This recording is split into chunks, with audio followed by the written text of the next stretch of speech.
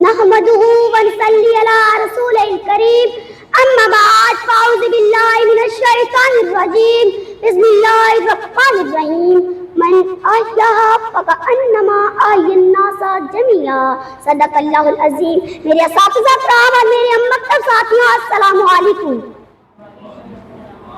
آج مجھے جس موضوع پر لب کشائی کرنے کا موقع مل رہا ہے اس کا عنوان ہے وہ ہے نبی اکرم صلی اللہ علیہ وسلم بحیثیت محافظ امن عالم. 7 صندوقوں میں پڑھ کر دفن کر دوں نفرتیں، 7 صندوقوں میں پڑھ کر دفن کر دوں نفرتیں. آج انسان کو محبت کی ضرورت ہے بہت. یہ بات درست ہے کہ یہ زمین ظلم و ستم کا گہوارہ بن چکی تھی. ہر گھر میں آہ و فغاں تھی. چند قبیلوں کا راج تھا. انسانیت ظلم کی چکی میں پس رہی تھی. اتنے میں اللہ کے عالم نے کائنات کا ظلم اور بربریت سے نکالنے کے لیے ایک امن کا داعی جناب محمد مصطفیٰ صلی اللہ علیہ وسلم کو بھیجا جو سراپا رحمت تھے، سراپا شفقت تھے، سراپا محبت تھے. بچپن میں ہی معاہدہ حلف الفضل میں شرکت کر کے بات بات پر جھگڑنے والی قوم کو صلح صفائی کی طرف بلایا. مکی جان سے 13 سالوں میں ہر قسم کا ظلم و جلا کر برداشت کیا.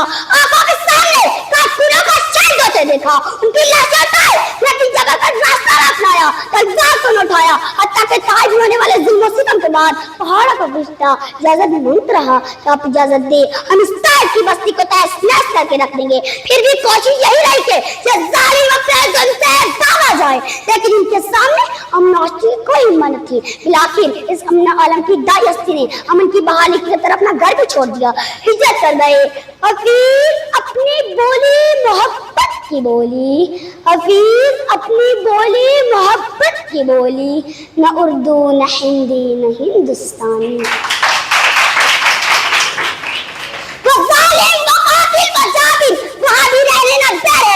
جنگ کرنے کے لیے بدر میں آج پہنچے. مسلمانوں نے کیا دفاع استعمال کیا. وہ اور میں جنگ کرنے کے لیے مسلمانوں نے کیا دفاع استعمال کیا. وہ قبائل کو کٹا کر کے مٹھی بھر جماعت کو ختم کرنے کے لیے غزوہ خندق میں جنگ کرنے کے لیے آ گئے. وہ پوری پلان کے منصوبے کے ساتھ آئے، لیکن اس امن عالم کی داعی ہستی نے اپنی جان ساروں کا دفاع کیا.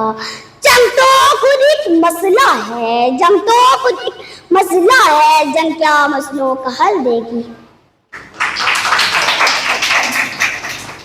جب ظلم حد سے بڑھنے لگا تو فطرت سلیمہ کی طبیعت جو استفادہ کرتی تھی کہ ظالم سے آپ کو کاٹا جائے، قصاص سے نظام نافذ کیا جائے، چھوٹے کو بڑے یا بڑے کو چھوٹے پر کسی قسم کی تمیز کا جواب فراہم نہ کیا جائے.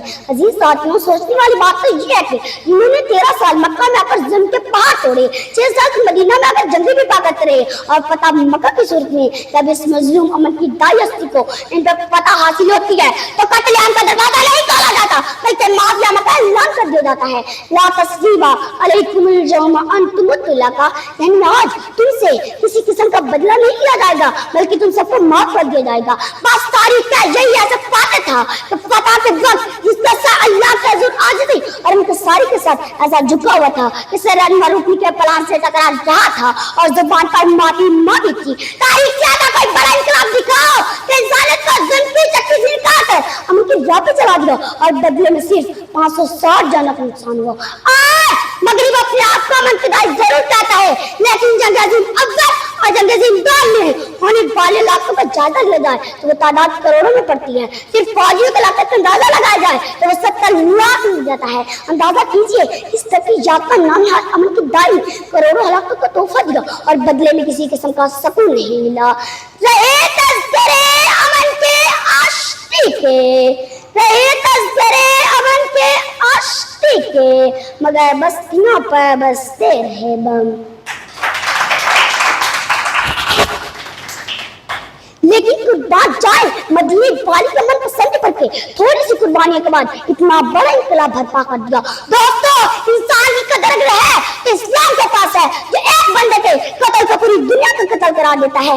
کوئی ایسا سپاہ سالار جو لشکر کا روانہ کرنے سے پہلے یہ تلقین کرتا ہو کہ عورتوں کو کچھ نہ کہنا، بچوں کو کچھ نہ کہنا، بزرگوں کو کچھ نہ کہنا، خواب مقابلہ قبال نہ کرنا، جانوروں کو نہ مارنا، صرف جنگجو جو تمہارے مقابلے میں ہے انہیں سے مقابلہ کرنا. میں فقط بتاتی ہوں تاریخ انسانی میں واللہ اگر کوئی محافظ امن عالم تھا تو وہ صرف ہمارا نبی تھا. میرے ہاتھ میں امن ہے, میرے ذہن میں اجالا, میرے ہاتھ میں امن ہے, میرے ذہن میں اجالا, مجھے چاک دبا سکے پر ظلمتوں کا پالا, مجھے فکر امن عالم تجھے اپنی ذات کا غم, میں طلوع ہو رہا ہوں تو کرو گے.